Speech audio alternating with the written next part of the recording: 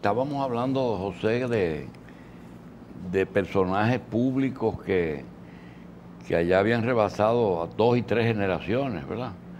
Pero todo no ha sido así, ya que el gobierno de Danilo Medina no solamente tiene visitas sorpresas, sino funcionarios y nombramientos sorpresas. Eso comenzó con la aparición del ministro de Educación, que siempre era un joven que uno no conocía mucho. Después vino el tema de Industria y Comercio. Fue primero el doctor de Salud Pública, Hidalgo. Hidalgo no, ese tiene una historia interesante. Cuando el presidente lo juramenta, le dice claramente, te sorprendí. Es decir, ese fue un nombramiento que hasta se sorprendió el ministro. Vino el nombramiento de Nelson Toca, que siendo un PLDista, igual que el ministro de Trabajo de ahora o el ministro de Salud, personas de Danilo muchos años, pero que llegaron entonces a los ministerios. Tenemos hoy el placer de tener a Nelson, que ya ha estado 2 o 3 veces con nosotros, el arquitecto Nelson Toca Simó, ministro de Industria y Comercio, ministerio que se caracteriza o se ha caracterizado en estos últimos años de ser el organismo regulador de una de las áreas más difíciles y álgidas de la economía, que son los combustibles. Le damos la bienvenida y obligatoriamente tenemos que comenzar, además de darle las gracias a nosotros. Arquitecto, realmente, la experiencia suya en industria, que antes se ocupaba de muchísimas otras cosas, se concentra principalmente en el tema de los combustibles. No, pero antes de responderle, permítame darle las gracias por ponerme en comunicación con su amplia audiencia, muy reconocida en todo el país, de manera que gracias por esta invitación. Realmente, Industria, Comercio y MIPYMES es un ministerio muy amplio, la verdad. Nosotros atendemos 5 áreas fundamentales del desarrollo del país. Estamos hablando de la industria, del comercio exterior, del comercio interno, de las MIPYMES y de las zonas francas. Todas ellas tremendamente áreas trascendentes, importantes para el desarrollo del país, como les decía. ¿Y el CIRD depende de ustedes? Sí, porque además de esto, el ministerio tiene lo que se llaman adscritas. Son 13 adscritas que el ministerio tiene. El concepto de la adscrita es que cualquier institución que tenga relación con un X ministerio en particular debe estar adscrito a ese ministerio. Entonces, Proindustria y CIRD son adscritas. Está Proindustria, Proconsumidor, CIRD, Zonas Francas, etcétera, son adscritas nuestras. Antes tenían control de precios, ya no tienen control de precios, ¿verdad? ¿Quiénes? Industria no tiene. ¿Sobre qué específicamente? Sobre los combustibles nosotros regulamos. Ya. Sí, semana tras semana. Y de eso podemos hablar ampliamente. Sí. Pero antes quisiera señalarle que nosotros en el ministerio nos entendemos como que somos el ministerio de las empresas, el ministerio del desarrollo económico, del desarrollo productivo, de la prosperidad, de la generación de empleo. ¿No choca con Hacienda en algún punto? No, en absoluto, no. Son funciones y potestades absolutamente diferenciadas. No hay ninguna. ¿Y con el transporte no tiene nada que ver? Con el transporte como tal no, para eso está Intran. La relación más cercana que nosotros tenemos al transporte es que el transporte por lo general se mueve con los combustibles y nosotros somos quienes pero llevamos. Pero Instran es adscrita aquí en Obras Públicas. ¿Perdón? Instran es adscrita a Obras Públicas. Obras Públicas, sí, Obras Públicas. ¿Y los puertos y los aeropuertos? Tampoco tienen que ver directamente con nosotros, eso es la dirección de puertos. Sí. Pero ¿y son adscritos a quién? Ahí tengo entendido, entiendo que debe ser a Obras Públicas y Comunicaciones, sí, sí. Por el lado de la comunicación. Sí, claro. Sí. Y hablando de empleo, no hay nada que impacte más a la persona, a la familia, ¿no?, que le cambie su calidad de vida y su perspectiva de vida que el empleo. Y hablando de empleo, nosotros debíamos referirnos a las micro, pequeñas y medianas empresas, porque ellas son el 98% aproximadamente de las empresas del país y generan el 57% de los empleos y un 33% del Producto Interno Bruto. De manera que ellas merecen, indudablemente, un respaldo extraordinario, como el que se le ha dado desde este gobierno de Danilo Medina. Porque realmente en lo que llevamos de gobierno, estos 6 años, más de 50.000 millones de pesos han sido aportados para financiamiento de las pequeñas, medianas y microempresas. ¿Cómo está el repago de ese dinero? El repago es sumamente bueno. La tasa de morosidad no llega al 1%. Arquitecto, mire, la oposición tiene una palabra que es mencionada quizás cada minuto en este país, que es corrupción. Y el gobierno tiene una palabra que está constantemente en los medios y en el aire, que es la pequeña y mediana empresa, las pymes y MIPYMES. ¿Hasta dónde en estos 6 años de Danilo Medina, de lo que tenía, ya usted debe tener 2 años ahí, ¿verdad? Un año, casi 2 meses más o menos. Ok. ¿Hasta dónde es cierto ese incremento de ese sector de la economía? ¿Y hasta dónde es prensa y bulto? Bueno, mire, en este caso los números son sumamente elocuentes. Y yo comencé a darle algunos ya. 50.000 millones de pesos, ¿ok? Puesto a la disposición para financiamiento. Un financiamiento que habitualmente rondaba por el 18 y que hoy anda por el 8. Entonces, estamos hablando de facilidades, tan solo a través de banca solidaria, usted tiene que haberlo oído.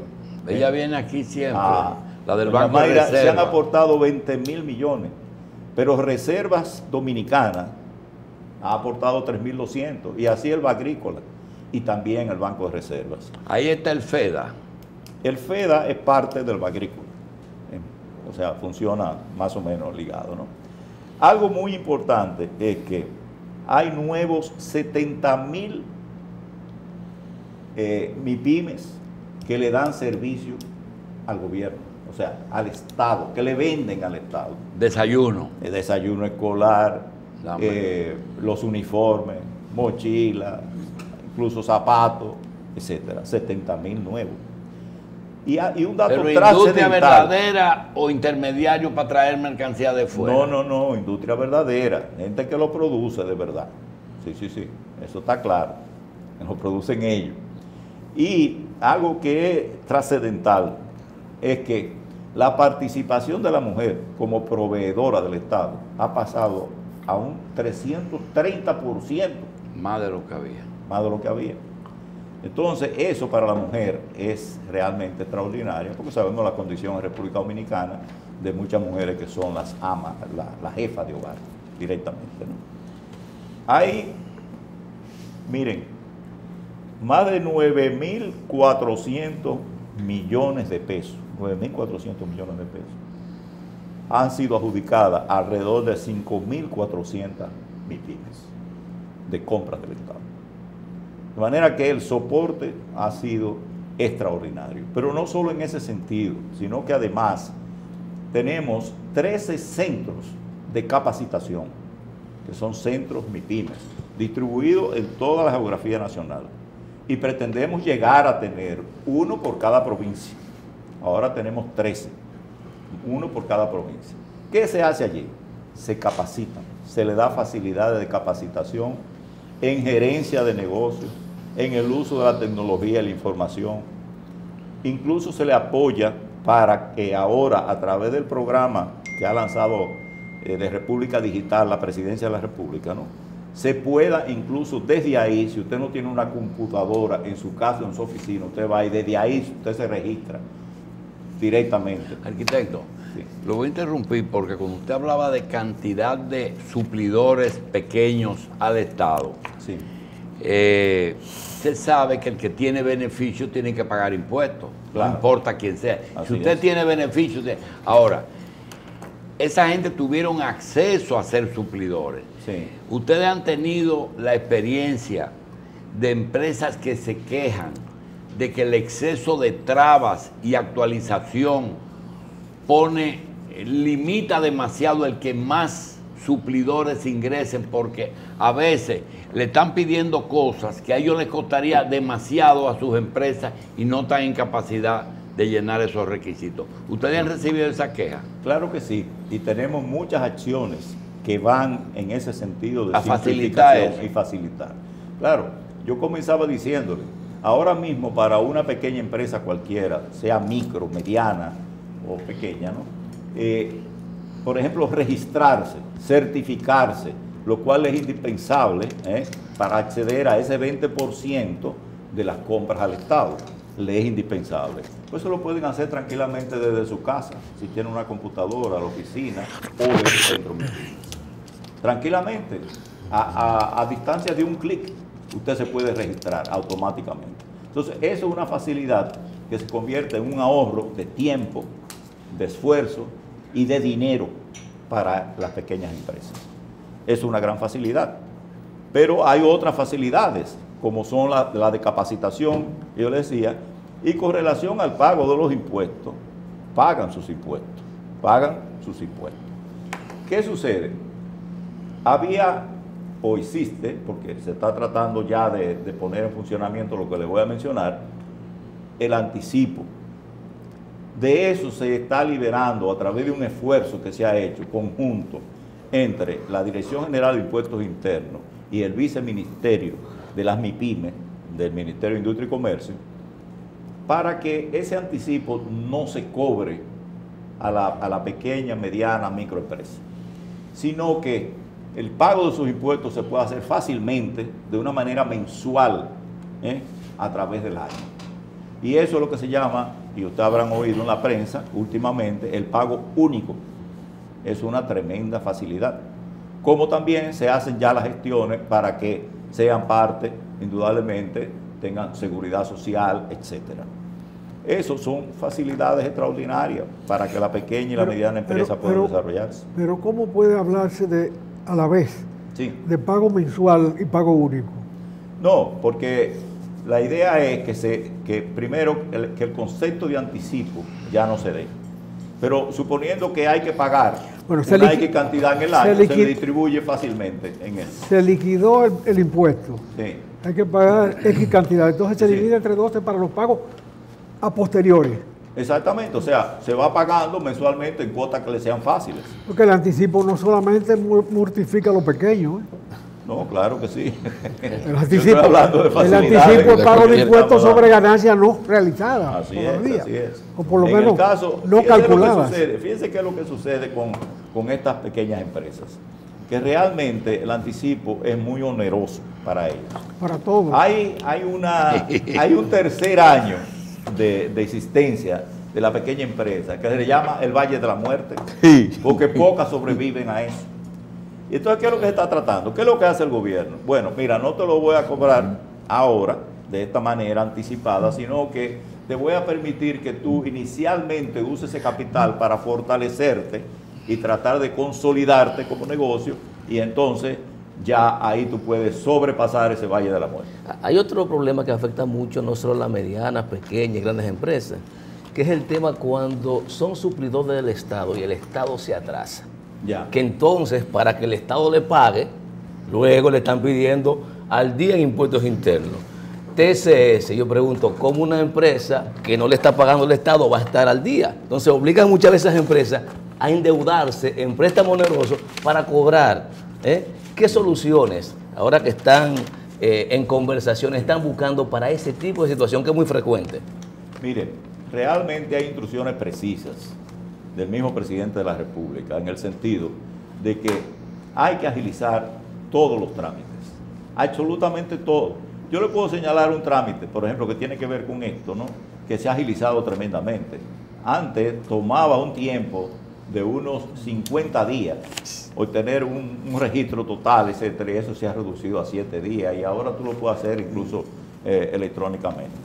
O sea, la expresión es, si tenemos dinero, porque el dinero está ahí. para pagar, ¿por qué no lo estamos haciendo a tiempo? ¿Okay? Y hay instrucciones en ese sentido, precisas, tajantes, en términos de que hay que abreviar todos los procedimientos para que eso no suceda de ninguna manera. Pero hay una deuda pública. ¿Perdón? Hay una deuda pública acumulada de muchos gobiernos Ya. que se ha convertido en nada para los acreedores. ¿Se ha convertido en? En nada para los acreedores. En Santiago se está cobrando por una deuda del ayuntamiento, de la sindicatura de Suez, 80% para cobrar, 80%. Recuérdese que en el periodo de Magluta, que fue el más espantoso, el de los 43 días, se cobraba el 40%. Hoy se está cobrando el 80%, porque no va a cobrar nunca. Se necesita que otra persona se pegue un tiro, como pasó en OISOE, para que se actualicen por un tiempo estas cosas, por un momento. ¿Cuándo el Estado va a resolver esa acumulación de deudas impagadas de tantos gobiernos, uno tras otro, que el que no cobró se hundió? Bueno, yo supongo que esa va a ser una de las preguntas que usted le va a hacer al ministro de Hacienda desde que pase por acá. No, ya, se le puede hacer una recomendación. Ellos son muy prácticos emitiendo bonos para el gasto de cada día. Bueno, que emitan bonos para el gasto de antes, salden eso y la gente que se defienda con su bono. Bueno. Porque si se venden a la mitad es mejor que si se venden con un 80, ¿verdad? Hay otro detalle que yo quería señalar de las MIPYMES. Las MIPYMES, nosotros tenemos lo que se llama un programa que es interesantísimo, se llama Ruta MIPYMES. Por lo general se hacen los fines de semana. Eso es quizás lo más parecido que hace el ministerio a la visita sorpresa del señor presidente.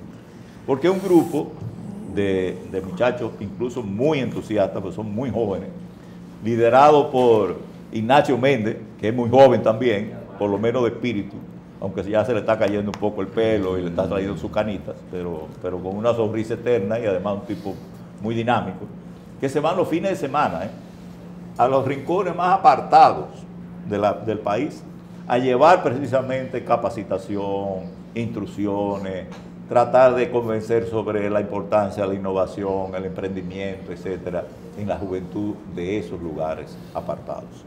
Y es un programa interesantísimo que está dando un resultado extraordinario. O sea, como han pasado tantas cosas en la historia reciente de este país, algún día Danilo no será presidente, supongo yo, ¿verdad? Algún día. Este día, toda esa gente que se registra hoy con mucha facilidad, está cogido por impuestos para siempre. O sea, se está recaudando tributación eventual, tributación futura, claro, ese desarrollo. Exactamente. Es así. Sí. Pero pobre del que quede enganchado en impuestos internos con una empresita pequeña y ya está registrado ahí. No, no es así, porque la realidad es que ahora mismo ellos están pagando sus impuestos.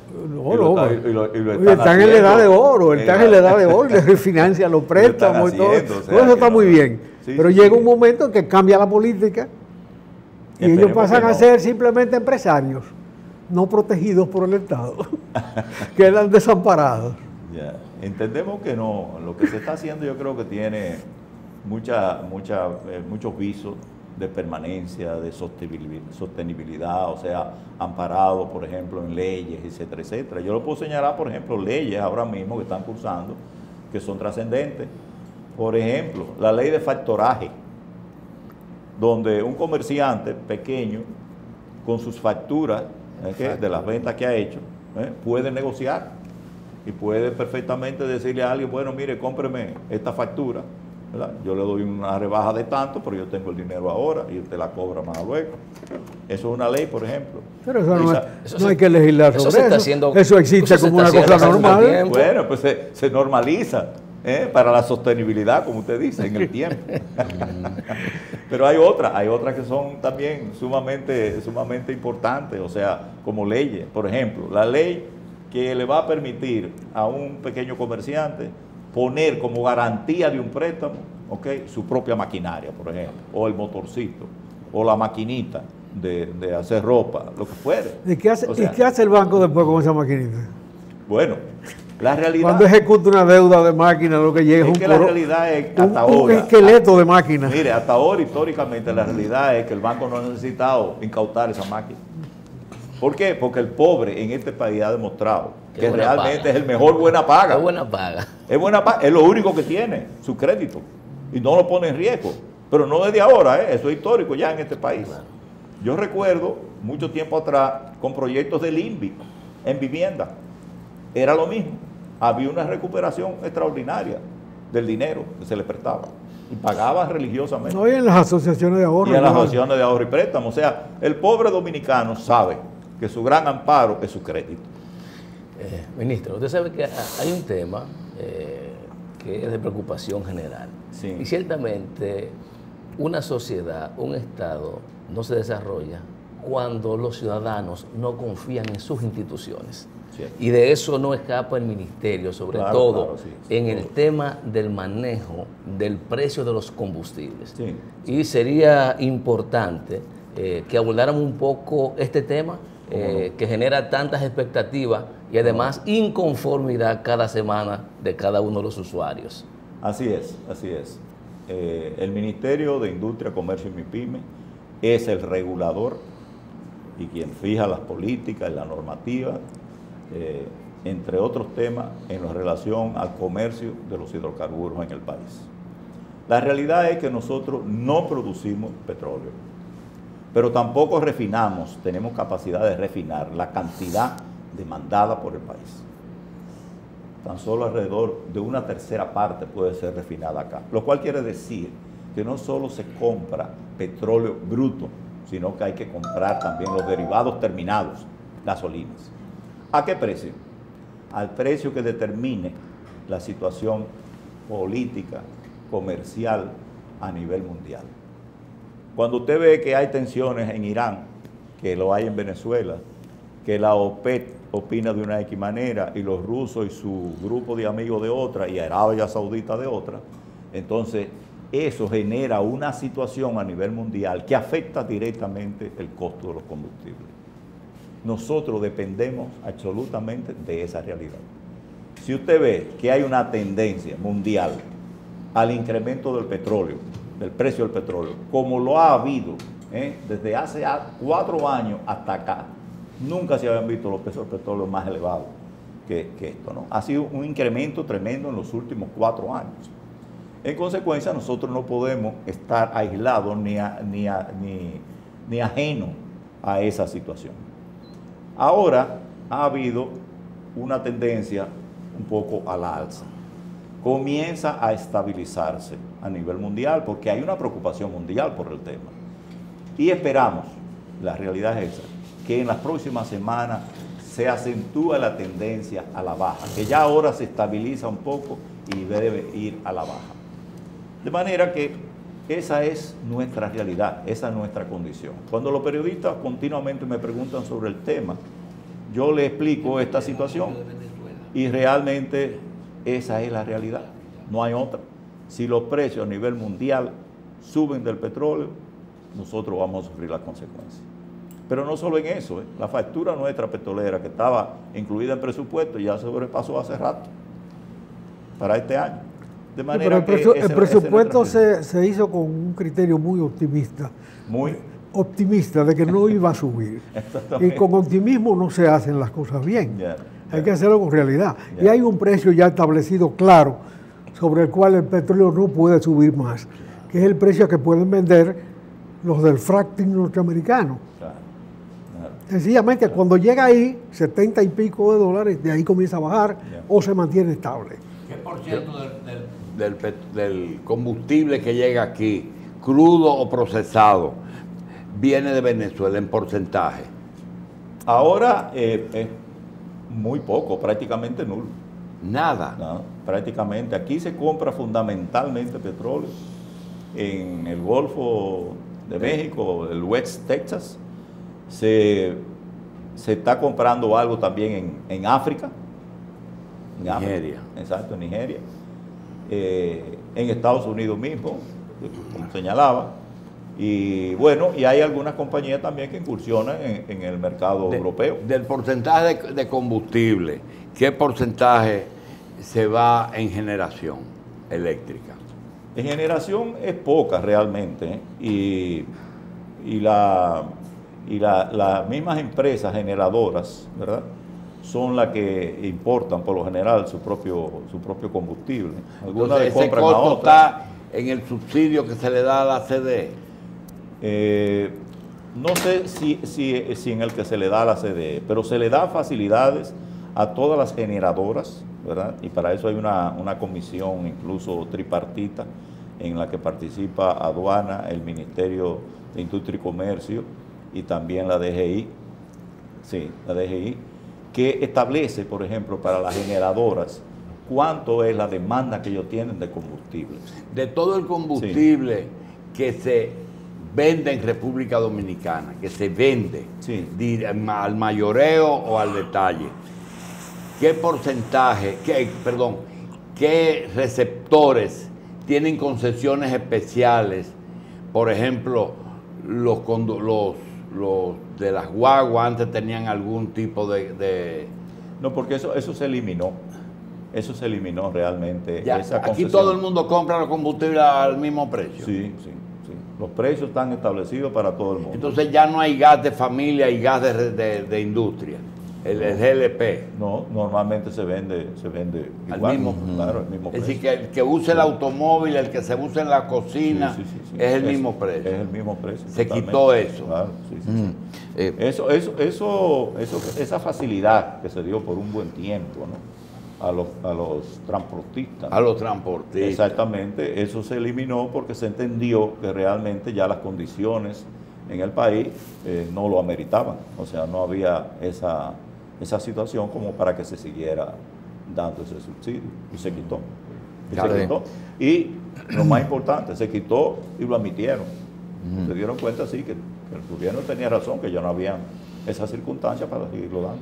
Sí. Son ustedes la institución que sigue teniendo a su cargo la concesión de permisos para instalación de estaciones de combustible. Sí, ese es un punto muy importante, muy importante. Cuando se llegó en el 16 al ministerio, lo primero que se hizo fue un diagnóstico de cuál era la situación. Descubrimos ahí que desgraciadamente alrededor del 80% de las estaciones de expendio de combustible no cumplían con un u otro de los permisos requeridos, que son varios. Hay permisos que tienen que dar la obra pública, hay permisos que tienen que dar los medio ambiente, los ayuntamientos, etc. Algunos faltaban. Incluso el de operación misma que le da en última instancia el Ministerio de Industria y Comercio. Ustedes no, ahí para aclarar antes de proseguir con esa explicación, Sí. ¿ustedes supervisan que tengan todos esos permisos o se limitan solo a conceder uno de los permisos que se necesitan? No. Todo ese proceso para adquirir todos esos permisos se inicia en el Ministerio de Industria, Comercio y MIPYMES. Sí. Nosotros damos una El autorización para comenzar esos El trámites. M11. ¿Cómo hacemos? Ya el M11 fue sustituido totalmente. ¿Cómo se llama ahora? Ahora se llama, tú te regularizas, ¿verdad? Y ya te establece una regularidad que no tiene nada que ver con el 911. Porque de eso habían fábricas e imprentas en cualquier esquina de la ciudad.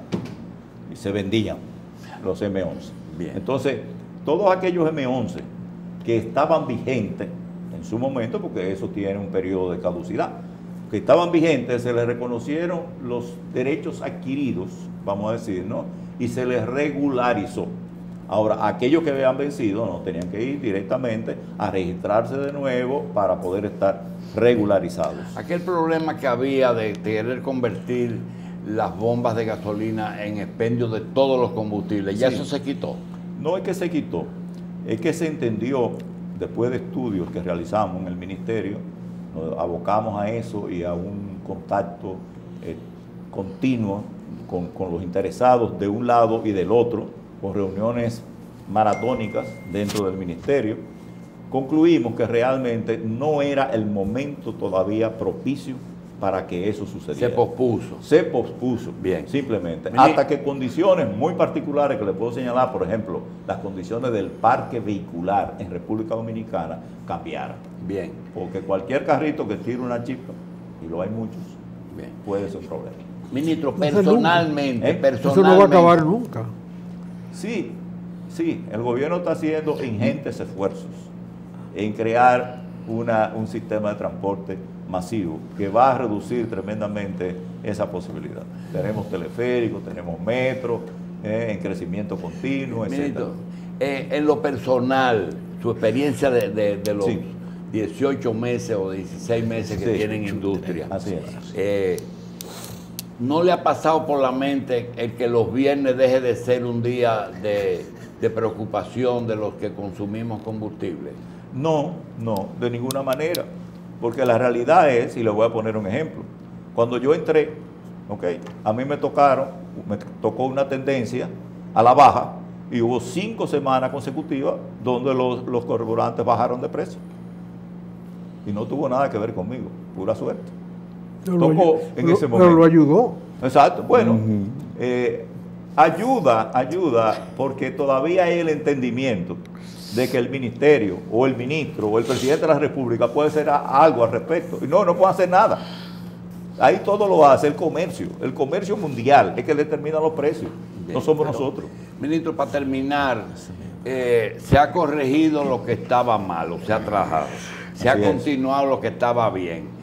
¿Qué tiene que hacer que nunca se ha hecho? ¿Le gustaría hacerlo en lo que le falta? Sí, y desde luego que vamos por más continuamente. Ah, también. También Bien. vamos por más. Qué bueno. Yo le puedo señalar rápidamente, por ejemplo, con el tema que estamos hablando de las MIPYMES, ¿qué pretendemos hacer de aquí a fin de año?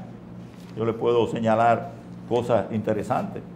Mire, nosotros pretendemos ya para este fin de año, de 13 centros que tenemos, que dan toda esa capacitación, etcétera, que dijimos, a 22 en este año. Tenemos creados ya algunos y vamos a hacer más especializados, centros especializados en innovación, en exportación e en formalización. Tenemos lo del sistema tributario que sea rápido, simple, eficiente, ágil.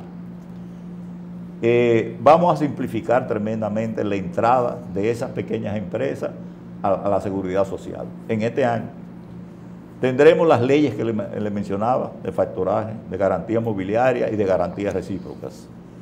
Tendremos duplicada la capacidad.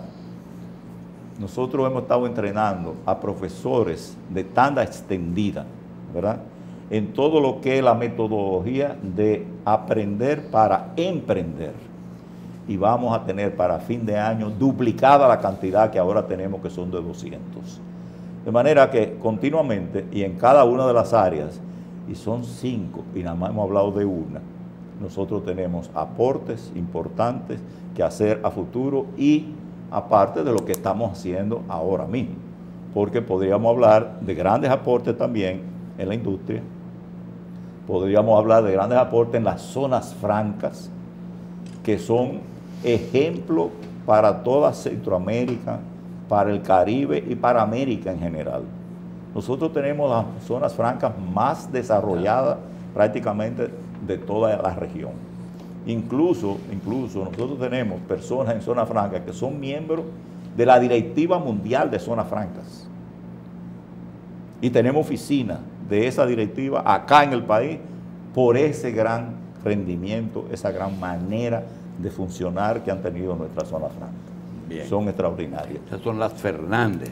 Así es. Bien. Doña Luisa Fernández, al frente de eso ahí, es también una de las adscritas y en consecuencia, como ministro, soy presidente del Consejo Directivo de la Zona Bien, Franca. Que arquitecto. hoy tenemos, por cierto, Reunión. la celebración con una misa en San Juan Bosco, ahorita a las 9, desde que yo salga de acá, de aniversario de Zonas Bien. Francas. Arquitecto Nelson Toca, ministro de Industria y Comercio, gracias por estar aquí, gracias por toda esa información y mucho éxito. Señalarle Sí. que me quedan todavía 4 áreas importantes del ministerio por hablar, de manera que, por favor, Otro programa. por lo menos otro, ¿Verdad? por lo menos otro. Seguro, Está bien. seguro. Muy bien. Industria y Yo con gusto. Con gusto.